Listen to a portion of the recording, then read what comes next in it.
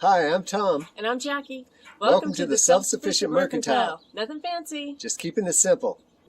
Today we're going to be talking about our screenhouse. We had a problem with squirrels, gophers, birds getting our produce, picking seeds out of the ground, and even little seedlings and stuff. So we had to find a solution. So we built screenhouses before, and we thought, greenhouses, but so we thought we'd build a screenhouse. This is kind of a home-built type setup. You can probably use just about anything, just as long as you have hoops to string chicken wire over.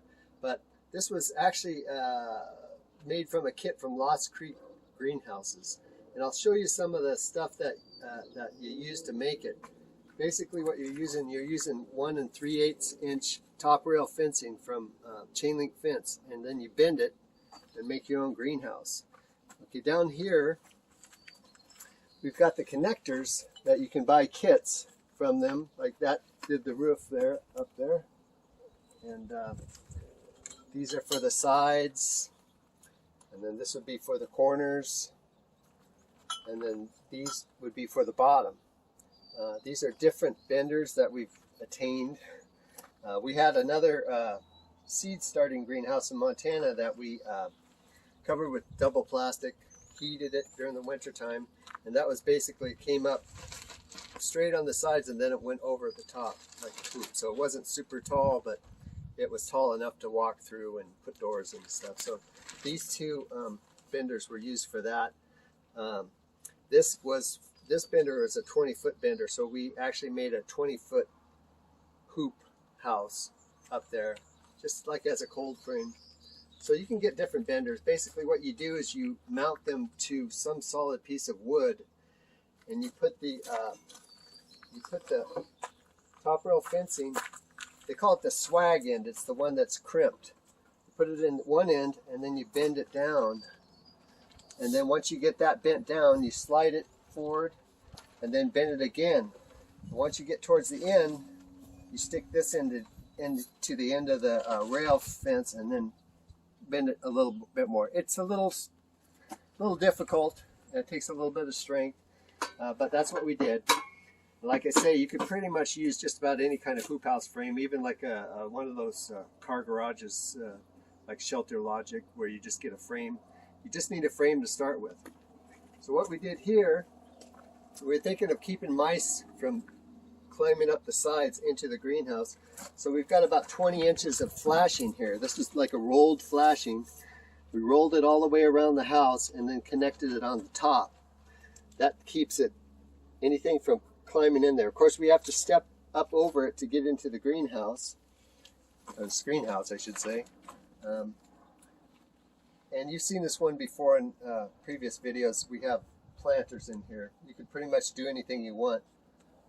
But what we did is we just built a door frame out of scrap wood, because we like to recycle around here. And just made a way to get in on both sides.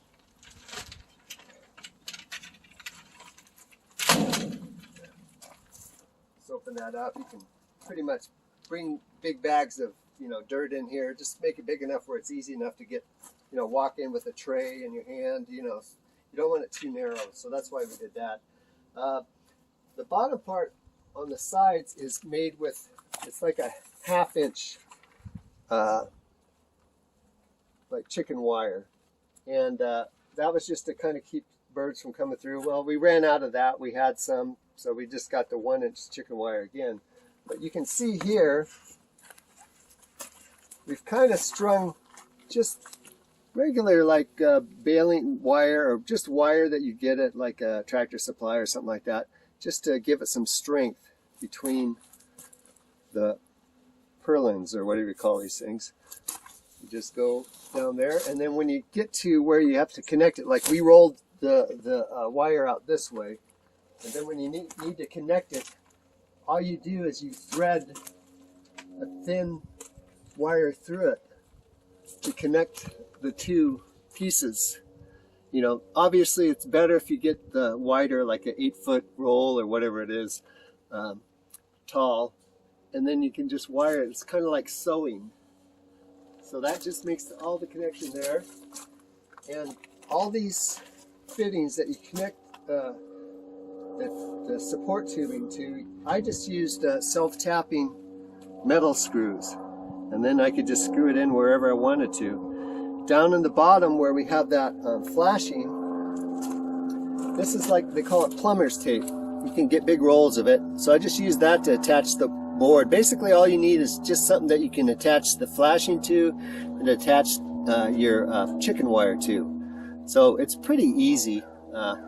You know, we recycle a lot of stuff, so it's not the most beautiful thing, but if it works, that's all it's all about. You know, it's keeping it simple. Here we've got these are just little T connectors here to connect these wood posts together, and then on the top, I think of what I did here. I think I just used, yeah, I used another. So on the outside, I used another T-post, if you can envision it. It goes out, the T goes out, connects to this side, and this side connects to the wood and goes down. So then you connect your frame to that. And it's fairly sturdy. Back on this side, this is the north side of the house. So we thought, well, we don't really need screen on that side. We had some extra siding.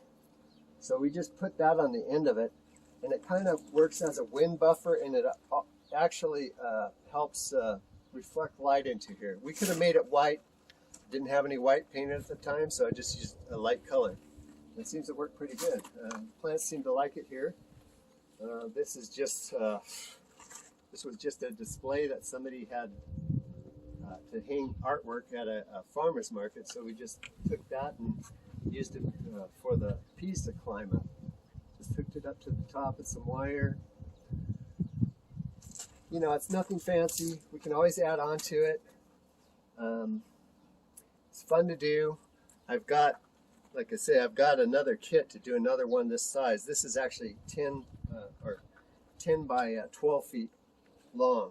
I think the kit calls for 10 by 10, but I just extended these hoops a little further apart and just made it a little bit bigger because I wanted it bigger. And on the bottom, I just put in the ground, there's some 4x4 treated posts. It goes all the way around the perimeter. And then I just, again, use some of that tape, plumber's tape. Now these are nailed to those 4x4s there. From the 4x4 on, I put this, it's like a weed mat. And put that down, then we put some gravel over top of it, just to kind of keep the weeds from growing up in here. You know, any way you can connect the pipe to the 4x4 is good. You could drill through it if you want and just put a lag bolt in there. But the main thing is just trying to keep it, you know, varmint proof, you know, keep the critters out of here. And it's worked pretty well. It gets plenty of sun. It's not too hot like a regular greenhouse would be too hot because you got plastic all the time. So this is like being outside without having to worry about the critters getting your food. Speaking of food, Jackie's got some stuff started over here. It's been rainy a lot, so they're taking a little while to come up. But we've got peas, kale, spinach, and radishes. Here we've got some arugula and some chard. And then over here we have some lettuce. And of course these peas are doing pretty well. They're climbing quite a bit. Lots of food in here. Main thing is we want to eat the food before the critters get them. So anything you can come up with, or even any ideas, I'd love to hear from you. Just share it down in below the video here. And if you have any questions, just share it down there also, and we'll get back to you as soon as we can. Appreciate you watching and hope you enjoyed this. Have a good day.